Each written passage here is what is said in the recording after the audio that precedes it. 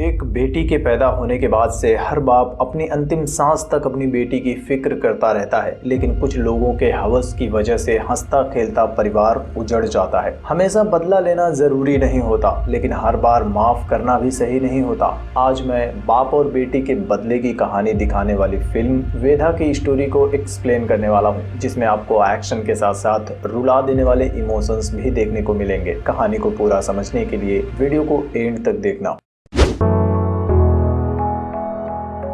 कहानी शुरू होती है मैसूर में। एक बस से नीला नाम की एक लड़की ऑफिस से घर जा रही होती है और उसी बस में एक लड़का नीला के साथ छेड़खानी कर रहा होता है। नीला उससे परेशान हो जाती है और किसी तरह से अपने घर वापस आ जाती है। घर पर वो अपनी दादी को सब कुछ बताती है और कहती है कि कल से वो काम पर वापस नहीं जाएगी। लेकिन उसकी दादी कहती है कि हर लड़की को अपनी लाइफ में ऐसी परेशानियां झेलनी पड़ती हैं, लेकिन लड़कियों को ऐसी परेशानियों से दूर भागने के डटकर उनका मुकाबला करना चाहिए। और नीला को मोटिवेट करने के लिए उसकी दादी उसे अपने एक केस की कहानी सुनाती है, जो 1980 में पुलिस की ड्यूटी ज्वाइन करने के बाद उसके सामने आया था। और 1980 में हम देखते हैं कि सेंट्रल जेल से एक कैदी कनक बाहर आ रही होती है। जेल के बाहर उसके गांव वाले, उसकी लॉयर गिरिजा और कनक के पिता वेधा सब लोग इंतजार कर रहे होते हैं। जेल से बाहर आने के बाद कनक अपने पिता के साथ अपने दुश्मनों को मारने के मिशन पर निकल जाती है, जिन लोगों ने कनक और उसके पिता के ऊपर बहुत जुल्म किए थे। सबसे पहले वो दोनों पुलिस स्टेशन जाते हैं और पुलिस स्टेशन के अंदर ही पुलिस इंस्पेक्टर रुद्रा को जान से मार देते हैं। और रुद्रा को मारने के लिए कनक ने एक पत्थर का यूज किया था। कनक के पत्थर यूज करने का भी एक बड़ा रीजन है। रुद्रा को मारने के बाद कनक और वेधा दोनों अपने अगले शिकार पर निकल जाते हैं। इधर रुद्रा के मर्डर केस की इन्वेस्टिगेशन की जिम्मेदारी मिलती है इंस्पेक्टर रामा को, और रामा भी वेधा और कनक को पकड़ने के लिए निकल पड़ती है। इधर वेदा का दोस्त दया, जो कि लंगड़ा होता है, वो बैसाखियों के सहारे चल रहा होता है। दया उन दोनों को बताता है कि उन दोनों का अगला शिकार सिरीली गांव में चामुंडी देवी की मंदिर का मुख्य पुजारी नंजप्पा है। और नंजप्पा को मारने के लिए दोनों सिरीली गांव में पहुंच जाते हैं। गांव में लोगों को सजा देने की एक धार्मिक परंपरा होती है। किसी के भी कोई गलत काम करने पर गांव वाले उसे चामुंडी देवी के सामने बलि के खंभे से बांध देते थे और एक कपूर जलाकर देवी की पूजा करते थे। अगर कपूर पूरा जल गया तो समझो उस आदमी ने कोई गलत काम नहीं किया है, लेकिन अगर कपूर पूरा नहीं जला और बीच में ही बुझ गया तो समझो उस आदमी ने गलत काम किया है। जिसके बाद गांव वाले उस आदमी को सबके सामने जिंदा जला देते थे। वेधा और कनक गांव में पहुंचकर गांव के मुखिया की बेटी का किडनैप करके उसे नंजप्पा के कमरे में छोड़ देते हैं। गांव वालों को लगता है कि नंजप्पा ही मुखिया की बेटी को गलत इरादे से अपने कमरे में लेकर आया है, और सच्चाई जानने के लिए वो लोग नंजप्पा को बलि के खंभे से बांधकर कपूर जलाकर देवी की पूजा करने लगते हैं। और आधा जलने के बाद कपूर बुझ जाता है। गांव वालों को लगता है कि नंजप्पा ने कोई गलत काम किया है और वो लोग नंजप्पा को पत्थरों से मारने लगते हैं। तभी वेधा और कनक सामने आते हैं और पूरे गांव वालों के सामने ही नंजप्पा को बुरी तरह से मार डालते हैं और अपने अगले शिकार पर निकल जाते हैं। उनके जाने के बाद इंस्पेक्टर रामा भी वहां आ जाती है। गांव का मुखिया रामा को बताता है कि उन दोनों की आंखों में गुस्सा देखने के बाद किसी में भी इतनी हिम्मत नहीं हुई कि उन दोनों को नंजप्पा को मारने से रोक ले। वो दोनों जिस भी मिशन पर निकले हैं वो बहुत खतरनाक है। वेधा का अगला शिकार था गिरी, जो कि मजदूरों को पकड़कर उनसे जबरदस्ती काम करवाने और उन्हें बेचने के लिए जाना जाता है। गिरी के आदमी एक बाजार में मजदूरों को लेकर जाने के लिए आए हुए थे। वेधा का दोस्त दया उन दोनों को गिरी के आदमियों के हवाले कर देता है। गिरी के आदमी खुद ही वेधा और कनक को लेकर गिरी के अड्डे पर पहुंच जाते हैं, जहां एक लंबी फाइट के बाद आखिरकार दोनों मिलकर गिरी और उसके सभी आदमियों को जान से मारने में कामयाब हो जाते हैं। और गिरी का भी ब्रूटली मर्डर करने के बाद दोनों फिर से अपने अगले शिकार पर निकल जाते हैं। उन दोनों का अगला शिकार था कलाइन। वो दोनों कलाइन के घर जाते हैं। 4 साल पहले फालिज की वजह से कलाइन के शरीर के निचले हिस्से ने काम करना बंद कर दिया था। उन दोनों को देखने के बाद कलाइन डर जाता है और अपने घर के अंदर खुद को आग लगाकर आत्महत्या कर लेता है। लेकिन आखिर वेधा और कनक कौन है जिससे ये लोग इतना डर रहे थे, और उन दोनों के साथ ऐसा क्या हुआ था जिसकी वजह से वो दोनों मिलकर एक एक करके सबको जान से ही मारते जा रहे हैं। और अब भी उनकी हिट लिस्ट में कितने लोग बचे हैं हैं जो उन दोनों के हाथों से मरने वाले हैं। यह कहानी जानने के लिए हमें 20 साल पीछे जाना होगा। 20 साल पहले वेधा अपने एक छोटे से गांव में अपने गांव वालों के साथ खुशहाल जिंदगी बिता रहा होता है। गांव के सभी लोग वेधा को बहुत मानते थे क्योंकि वेधा हमेशा ही हर किसी की हेल्प कर रहा होता है। एक रात वेधा का दोस्त दया मंदिर के रास्ते से गांव की तरफ जा रहा होता है। तभी वो पड़ोस के गांव के एक लड़के वीरा को मंदिर के अंदर घुसते हुए देख लेता है। वीरा मंदिर में चोरी करने के लिए आया हुआ था, लेकिन वेधा और उसके दोस्तों ने मिलकर वीरा को पकड़ लिया और अगली सुबह वो लोग वीरा को पुलिस के हवाले कर देते हैं। इंस्पेक्टर रुद्रा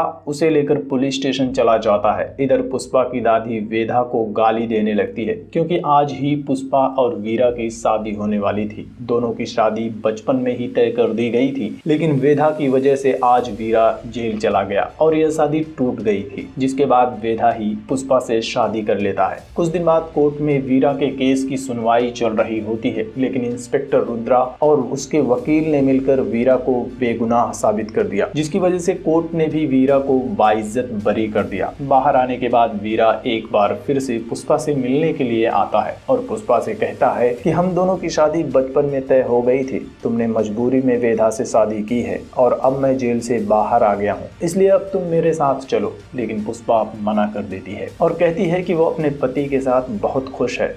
कुछ महीनों बाद पुष्पा एक बेटी को जन्म देती है और खुशी खुशी उन तीनों के 8 साल बीत जाते हैं। वेधा अपनी पत्नी और बेटी के साथ बहुत खुश होता है, लेकिन दूसरी तरफ इन 8 सालों में इंस्पेक्टर रुद्रा से मिलकर वीरा लगातार आसपास के गांवों में चोरी करता रहता है और सभी लोग वीरा से परेशान हो जाते हैं। कोर्ट भी वीरा को पकड़ने के लिए समन इशू कर देती है, लेकिन इंस्पेक्टर रुद्रा उसे गिरफ्तार ही नहीं करता, जिसके बाद गाँव वालों के साथ मिलकर वेधा वीरा को पकड़कर कोर्ट में लेकर जाता है और कोर्ट से कहता है कि रुद्रा रिश्वत लेकर वीरा को अरेस्ट नहीं कर रहा था, इसलिए मैं खुद वीरा को पकड़कर ले आया हूँ। लेकिन वेधा कोर्ट में हथियार लेकर आया हुआ था और वीरा भी कोर्ट से कहता है कि वेधा ने उसे बहुत मारा है, जिसके बाद कोर्ट हथियार लाने और मारपीट करने की वजह से वेधा को 3 दिन जेल की सजा सुना देती है और वीरा को जमानत पर छोड़कर पुलिस से केस को इन्वेस्टिगेट करने के लिए कहती है। 2 दिन बाद पूरे गांव वाले मंदिर में पूजा करने के लिए चले जाते हैं, लेकिन वेधा के जेल में होने की वजह से पुष्पा और कनक घर पर ही रह जाते हैं और 8 साल की कनक रात में जुगनू पकड़ने के लिए खेतों की तरफ निकल जाती है और उसी वक्त खेत में वीरा, गिरी, कलाइन और नंजप्पा शराब पी रहे होते हैं और कनक को देखते ही वो लोग कनक को पकड़ लेते हैं और चारों मिलकर उस 8 साल की बच्ची के साथ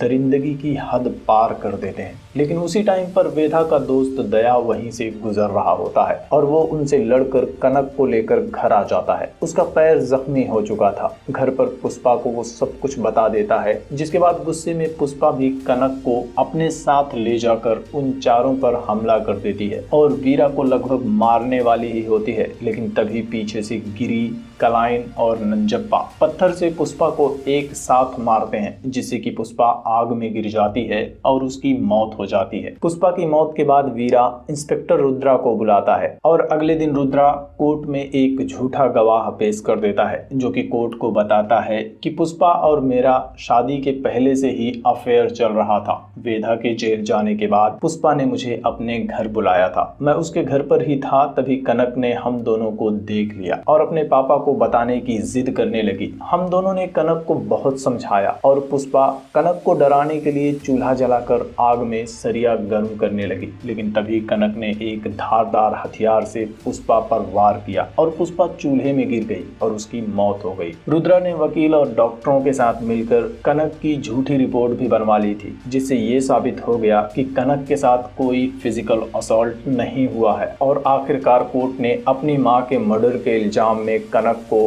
बाल सुधार गृह में भेज दिया। पुलिस वाले कनक को लेकर जा रहे होते हैं, तभी वेधा भी वहां आ जाता है और अपने वकील गिरिजा से सब कुछ सुनने के बाद वेधा सबसे पहले उस झूठे गवाह को मार देता है और फिर उनके वकील को भी कोर्ट के सामने ही जान से मार देता है। वो इंस्पेक्टर रुद्रा को मारने वाला ही होता है, लेकिन तभी गांव वाले वेधा को रोक लेते हैं और वेधा को लेकर वहां से चले जाते हैं। और कुछ दिन बाद दया वेधा से कहता है कि अब आगे वीरा और उसके साथियों का क्या करना है, लेकिन वेधा उनसे कहता है कि अभी हम लोग कनक के जेल से बाहर आने तक कुछ भी नहीं करेंगे और कनक के बाहर आते ही वेदा उसके साथ वीरा और उसके साथियों के शिकार पर निकल चुका था और अब तक उसने गिरी, कलाइन, रुद्रा और नंजप्पा को जान से मार डाला था और अब उसका एक ही दुश्मन बचा था, वीरा। लेकिन अभी भी इस कहानी में एक बड़ा ट्विस्ट बाकी है। इधर हम देखते हैं वेदा के दोस्त दया को, जो कि एक सेक्स वर्कर परी के पास जाता है और उसे जान से मारने की कोशिश करता है, लेकिन परी किसी तरह से सरवाइव कर जाती है। परी को एक गवर्नमेंट हॉस्पिटल में भर्ती करवा दिया जाता है। हॉस्पिटल में इंस्पेक्टर रामा भी आती है और परी से उसकी कहानी पूछने लगती है। परी उसे बताती है कि आज उसके ऊपर जो हमला हुआ है वो आज का नहीं है, बल्कि ये सब 8 साल पहले शुरू हुआ था और उन्हें अपनी पूरी कहानी बता देती है। दूसरी तरफ वेदा और कनक दोनों वीरा को मारने के लिए उसके घर पर जाते हैं। वीरा ने एक पावरफुल लेडी डॉन से शादी कर ली थी और अब वीरा काफी पावरफुल हो चुका था, लेकिन एक बड़ी लड़ाई के बाद वेदा और कनक वीरा के साथ साथ उसकी वाइफ और उनके सभी गुंडों को जान से मार देते हैं और तभी इंस्पेक्टर रामा भी वहां पहुंच जाती है और वेदा को बताती है कि इस कहानी और तुम्हारे बदले का एक छोटा सा हिस्सा अब भी बाकी है। जिसके बाद वो लोग परी और वेदा के दोस्त दया को वेदा के सामने लाते हैं। परी अपनी कहानी बताती है और हम देखते हैं कि जिस रात कनक के साथ दुष्कर्म हुआ था उस रात कनक से पहले परी को पैसे देकर कलाइन वहां लेकर आता है, लेकिन परी 4 कस्टमर्स के साथ एक साथ सोने से मना कर देती है। जिसके बाद वो चारों परी के साथ जबरदस्ती करने की कोशिश करते हैं, लेकिन परी उनसे बचकर भागकर गन्ने के खेत में छुप जाती है और काफी देर तक जब उसके पीछे कोई नहीं आता तो परी उन चारों को देखने के लिए उनकी तरफ वापस जाती है और देखती है कि एक आदमी छोटी बच्ची कनक के साथ गलत काम कर रहा है। परी उस आदमी पर कुदाल से हमला कर देती है, लेकिन परी के हमले से बचकर वो आदमी कनक को लेकर भाग जाता है। वो आदमी कोई और नहीं, वेदा का दोस्त दया था। इतना सुनते ही वेदा दया को जान से मार देता है और अब उन बाप बेटी का बदला पूरा हो चुका था। वो दोनों खुश हो जाते हैं। रामा उन दोनों से कहती है कि इंस्पेक्टर होने के नाते तुम दोनों को पकड़ना मेरे लिए आसान था, लेकिन रुद्रा की मौत के बाद जब मैं तुम्हारी लॉयर गिरिजा से मिली तो तुम्हारे बारे में सब कुछ जानने के बाद इंसानियत के नाते मैंने तुम्हारा बदला पूरा होने दिया। और वेदा की कहानी यहीं पर खत्म हो जाती है और प्रेजेंट में हम देखते हैं नीला को, जो अपनी दादी से वेदा की कहानी सुनने के बाद अगले दिन ऑफिस जाने के लिए तैयार हो जाती है और इस बार भी हमेशा की तरह वो लड़का बस में नीला को छेड़ने के लिए आता है, लेकिन इस बार नीला तैयार और बॉल पेन से उस लड़के के ऊपर अटैक कर देती है और इसी के साथ यह फिल्म खत्म हो जाती है। G5 पर हिंदी में अवेलेबल फिल्म वेदा की यह कहानी आपको कैसी लगी कमेंट में मुझे ज़रूर बताना, और आपको मेरा यह एक्सप्लेनेशन पसंद आया हो तो वीडियो को लाइक करना, दोस्तों के साथ शेयर करना और ऐसी और भी मूवीज़ एक्सप्लेनेशन वीडियोस को देखने के लिए चैनल को भी सब्सक्राइब कर लेना, जिससे कि आपसे मेरी कोई भी नई वीडियो मिस ना हो सके।